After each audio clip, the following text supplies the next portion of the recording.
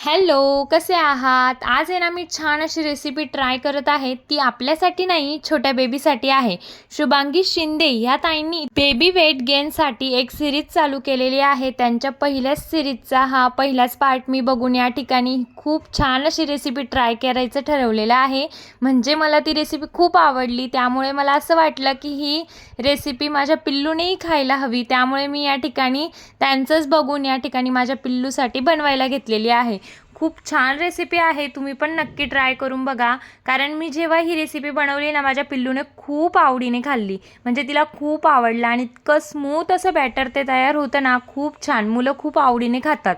तर त्या ताईंना खूप खूप थँक्यू की खूप छान रेसिपी त्यांनी आपल्यासोबत शेअर केलेली आहे. त्यांनी त्यात दाखवल्याप्रमाणे मी सेम तसंच या ठिकाणी बनवून घेतलं. सगळं खजूर छान असं मिक्सरला बारीक करून घेतलं आणि त्यानंतर ते पावडर छान असं कढईत टाकून थोडं परतवून त्यामध्ये मस्तपैकी गाईचं दूध ॲड केलं आणि मग ते छान असं एकत्रित करून घेतलं.